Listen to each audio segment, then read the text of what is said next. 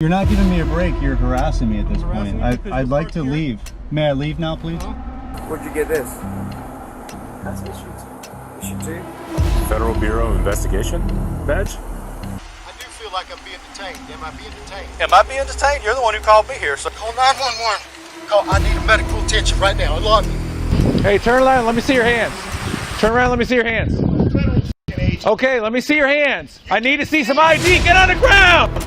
Get on the ground now. Sir, don't argue. Face down on the ground. Face down now. Imagine being a trained federal agent, only to find yourself on the wrong side of the law due to some questionable decisions made by some stupid local cops. Here are 5 real-world examples of situations where cops try to mess with FBI agents. Stories that will leave you not only stunned, but also wondering about the state of law enforcement we have today.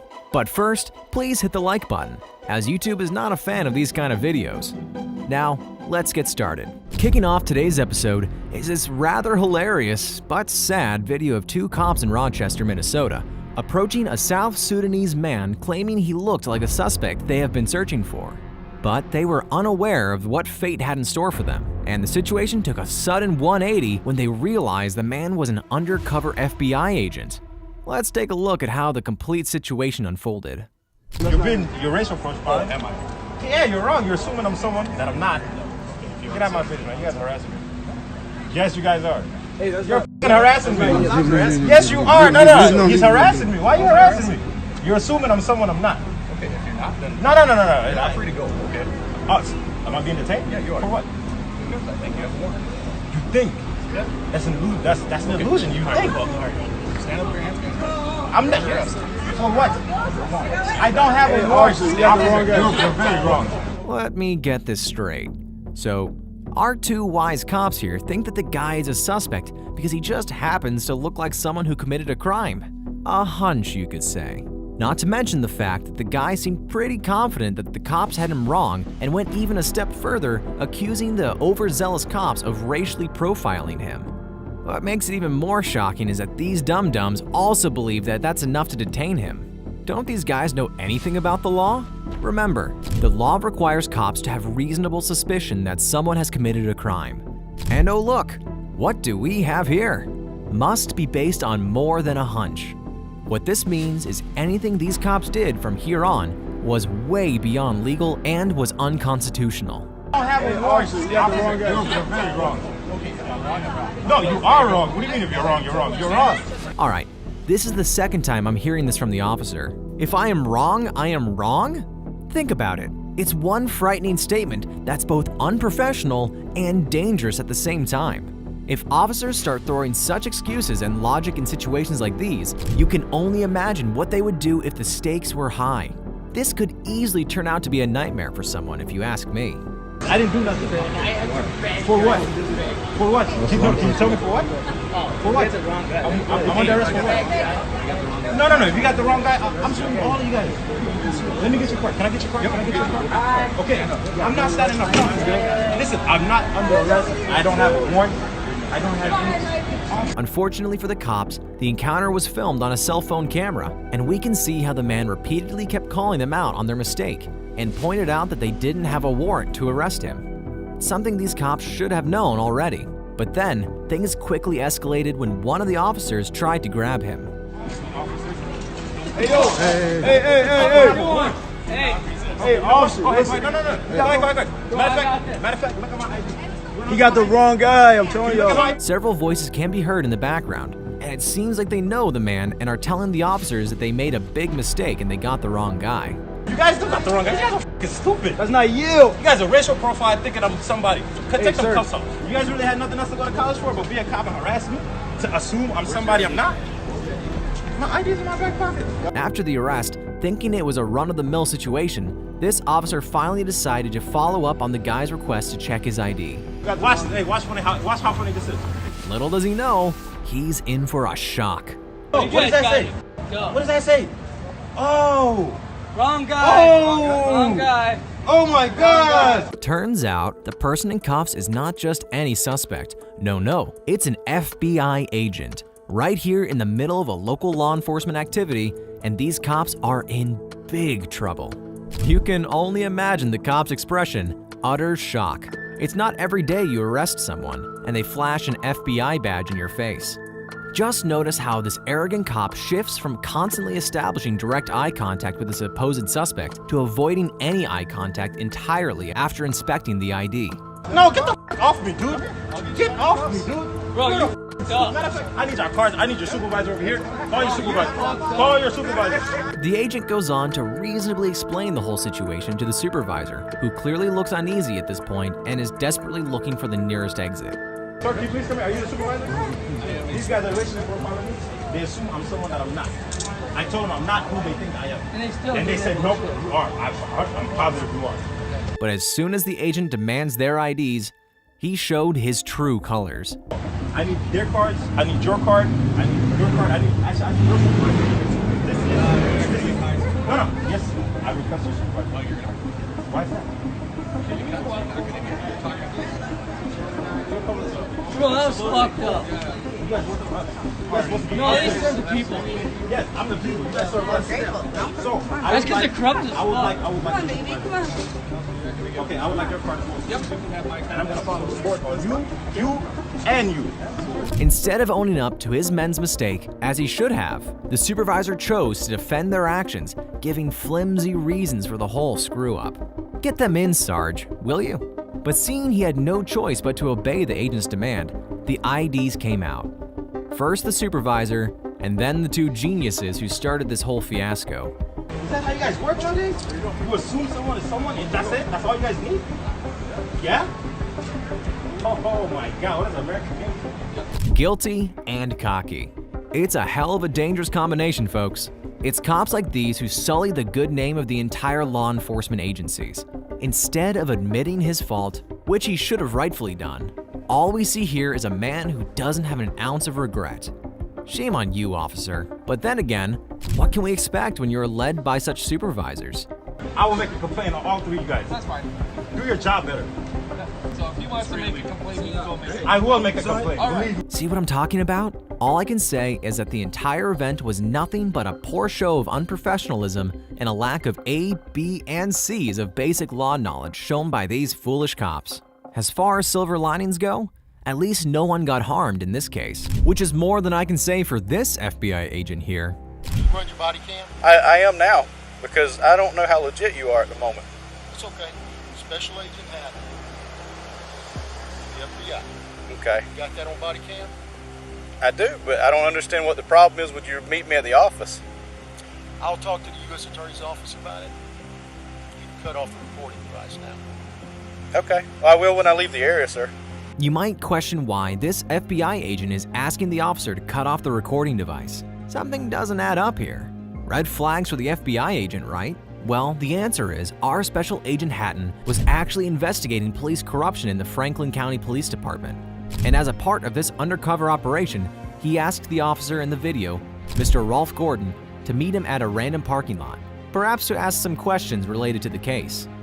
However, the officer didn't like the fact that the agent called his personal phone number instead of taking things through his office and grew skeptical of him despite the agent's disclosure of his credentials. Hey, TJ, this guy is telling me to turn my body camera off and telling me he's going to contact other people to get involved with this. Let me get his tag number real quick. He's got a radio and he's got credentials. Franklin, does that come back to any government agency? It just advises Advanced Wiring Company. Do you work for a wiring company? Further. It's a covert vehicle, sir. Did he seriously think it would? Of course, it's a covert vehicle. What kind of undercover FBI agent would drive in an FBI-registered vehicle? I do feel like I'm being detained. Am I being detained? Am I being detained? You're the one who called me here, sir. How did you get my phone number? I can't give you that information. That's a pretty dumb thing to ask from an FBI agent. Hey, if an FBI agent is investigating you, rest assured he knows your number, your address, your affairs, your wife's affairs. Hell, he might even know your breakfast, lunch, and dinner patterns, including what types of boxers you like to wear. It's also important to note here that Agent Hatton had valid reasons for seeking such an informal meeting with Deputy Gordon, as revealed later in the interaction when Agent Hatton subtly hints at his potential involvement in a more extensive inquiry into the sheriff's office that goes beyond the scope of the deputy's citation while conversing with his supervisor. You can't call anybody in the PD because the PD is just here backing this guy up. It's Franklin County that's holding him. So you have to call the sheriff to let him know that his deputies have him stopped here and are holding me. He's going to ask why. You're not going to be able to tell him. The plot thickens. Anyway, the officer later goes on to detain him, giving sloppy reasons like, "Oh, I don't trust you being an FBI agent, and you are being uncooperative," when in truth, he was the one who denied checking the agent's registration. Hey, you are detained at this time, sir. Hey, I don't think this guy's legit, man. But you're being very uncooperative with me. You asked me to come up here. You called my personal cell phone number. You can't tell me how you got it. Your vehicle's coming back to a wiring company, not the It's FBI. a covert vehicle. Okay. You Dude, get would mad. you like to see some registration? You get mad at me because I turned my body camera on. Would you like to see some registration? And you know a lot of stuff about me.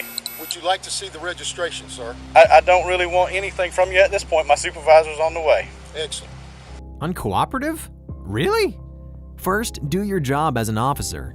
As the dilemma continued, Agent Hatton even showed his license and his badge for the second time to Officer Gordon, but somehow, Gordon remained unconvinced. Eventually, multiple supervisory officers arrived on the scene, but they were even worse than Officer Gordon and decided to arrest him and put him in the back of the patrol car.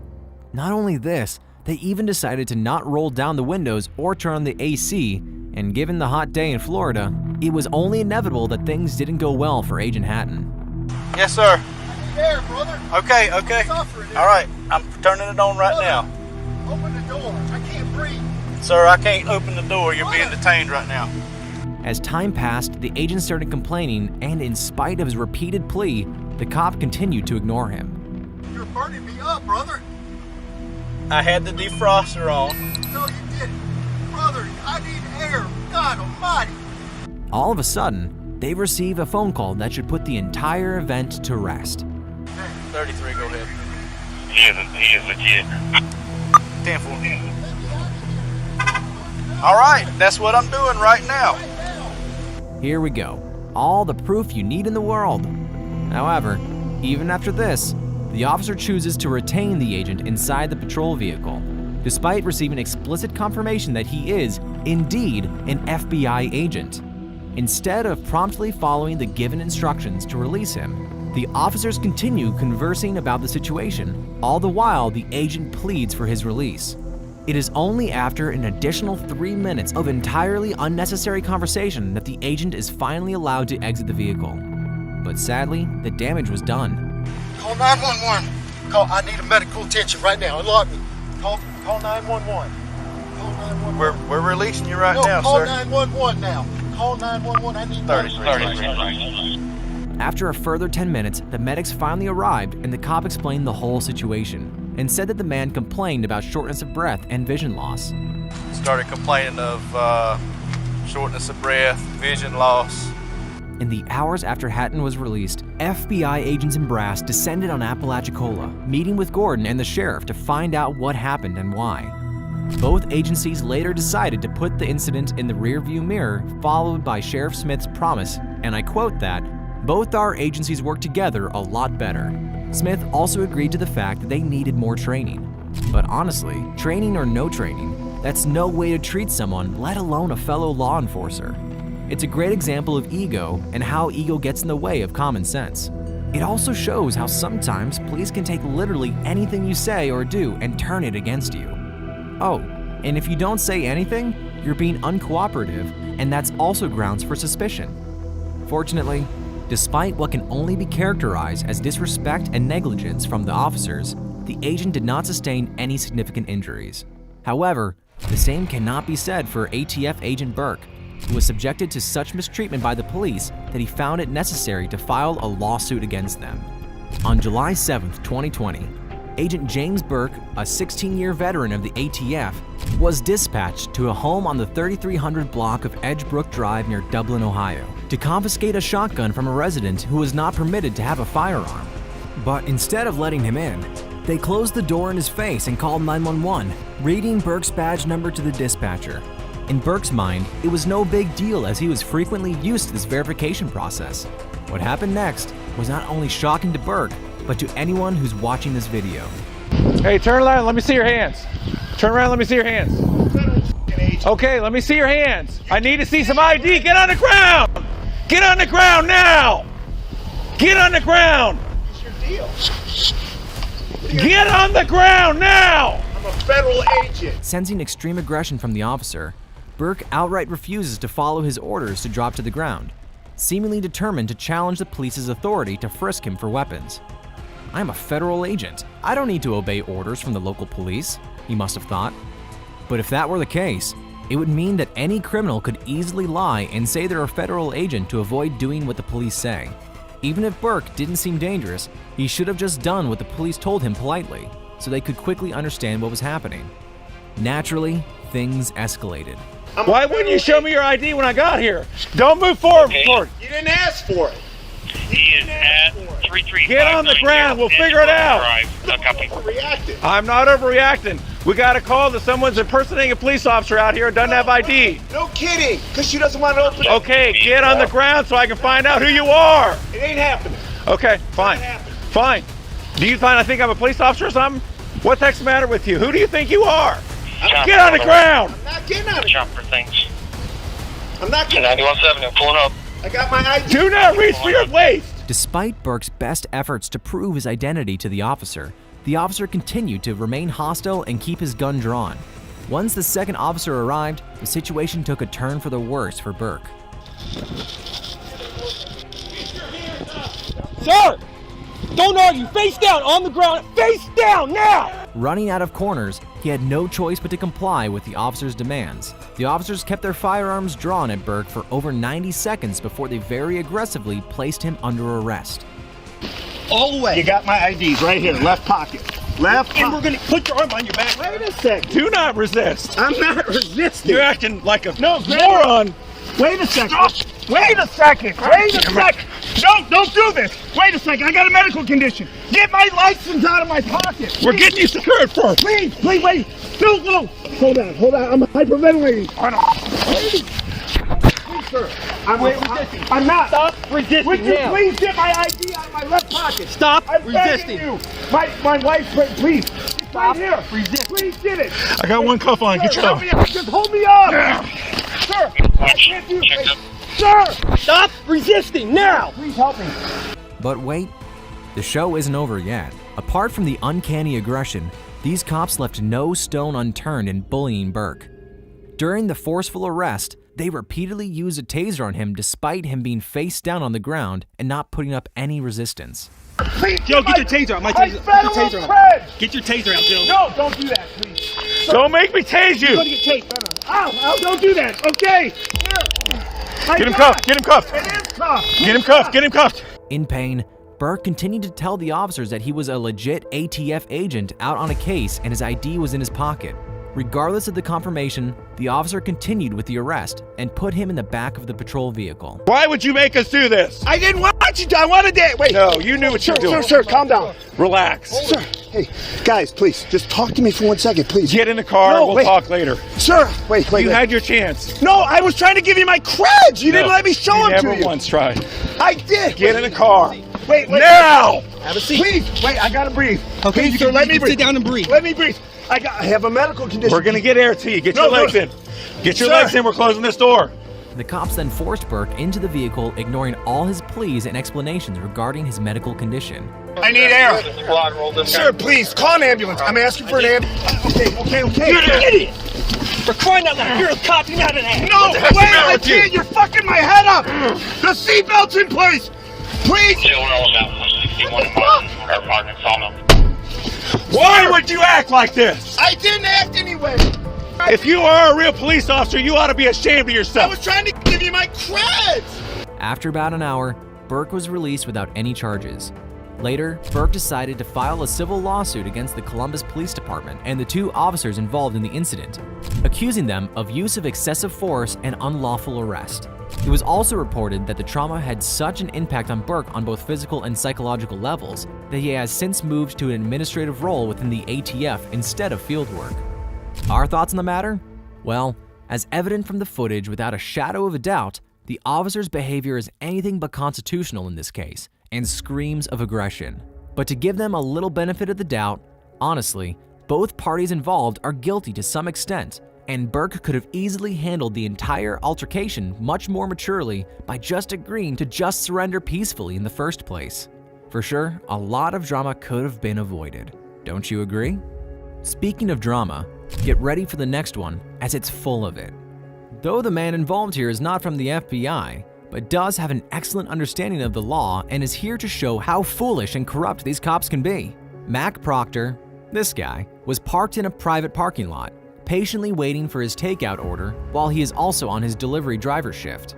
Although his vehicle wasn't in an official parking spot, it wasn't obstructing traffic flow, and Mac had briefly left it unattended for about 2 minutes in order to pick up his food. Upon returning to his vehicle, a police officer approached him and claimed he was breaking parking regulations. All right, Mr. Proctor. That is your last name. Everything okay? Do I need to answer any of your questions? You don't have to answer anything, dude. Okay. You don't have to. Lucky you stand here all day. I get paid either way. Can you go ahead and finish your job so I can carry on? What's up with the anger, dude? I'm not angry. You're not angry? You always talk to everybody like that? I'm not angry. Oh, okay. I just want you to go ahead and wrap things up, please. Oh, okay. It seems like this officer named Diego Hernandez is getting a kick out of the situation and just simply wants to flex his power. It is true that in most cases involving cops, citizens get intimidated and reel back, giving a psychological upper hand to cops, with this cop thinking they have all the power in the world and are in complete control of the situation. So it's no surprise that Hernandez here was taken aback by Mac's composure and his intelligent know-how of the related law. Mac knows that he has the absolute right to remain silent in response to the officer's inquiries, especially those that have no relevance to any criminal proceedings. All right, well, you know, I'm gonna give you a break on it, but you know what I'm saying? This isn't a parking spot, okay, dude? You're not giving me a break. You're harassing me at this point. I'd like to leave. May I leave now, please? Well, do you understand? Am I being detained? Yes, you are. Okay. All right. So do you understand why I stopped you? Do I need to answer any more of your questions? You don't have to. Okay. Okay. But then again, I could do this all day too. Hernandez sure has a lot of time on his hands if he is willing to do this all day. Hey, Mr. Serve and Protect, don't you have bigger priorities like actually stopping people from committing a crime? Well, this proves that we judged him correctly. He does like to flex his power and bully people. I'd like to leave. May I leave now, please? Mr. Proctor, would you like to leave? Do I need to answer any more of your questions? Hello. No. Didn't he say a while back that he was detaining Mac? Jesus Christ, make up your mind already, officer. I'm not the one that's acting this way, okay? I'm just asking you to do, you know, I'm trying to give you a break here, all right? I prefer you just write me the parking ticket and let me go. Right, okay, well, okay. Hernandez proceeds to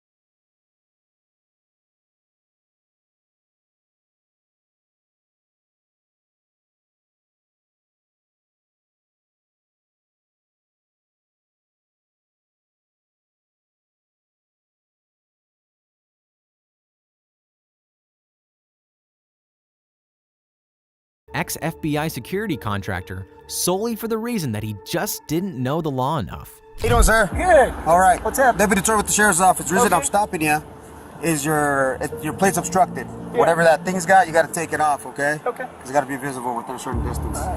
When you went to driving school and a cop pulls you over, what'd they tell you? Oh, you pull over when it's safe to do. No, you pull over immediately. Okay? Let me tell you this. Now, you pull over immediately Sure. because I don't know what you're doing inside this car. Sure. Hiding guns, you know what I mean? Officer safety is number one. Kinda ironic when he mentions things like safety and pullover protocols when the cop himself has no idea about the law and is lying right off the bat. You see, there's no strict requirement to pull over immediately for various reasons, including traffic obstruction and safety concerns. It's advisable to pull over as soon as it's safe to do so, prioritizing safety above all else. Also, if you find yourself in an area that feels unsafe or you're unsure whether the vehicle behind you is a genuine police car, you can activate your hazard lights and drive cautiously to a secure, well-lit, and populated area. Imagine slamming the brakes right in the middle of traffic or getting robbed, or worse, assaulted by fake cops near a dark alley. Something a cop should be well educated on before he starts throwing misinformation. But this is not the end of the cop's lies. So who are you? Former NDOC, and I used to work security at Harris. Oh, okay. I'm a contractor. I just, yeah. Okay. Do you have insurance on this thing? My partner, huh? Do you have insurance on this thing? Yeah. Your partner or what? Now my partner called me. I'm a contractor with Southwest Gas, Mm-hmm. so I got to go over there and get him logged into his computer. No guns inside the car? Nah, no phone. Okay. Fast forward to a few standard questions. The cop begins to ask more targeted and detailed questions, attempting to discover evidence or information that could potentially incriminate the guy. What do you got right there up front? Oh, that's a siren. I contract security. You contract So security? some of the work I require to have a siren. Turn it on?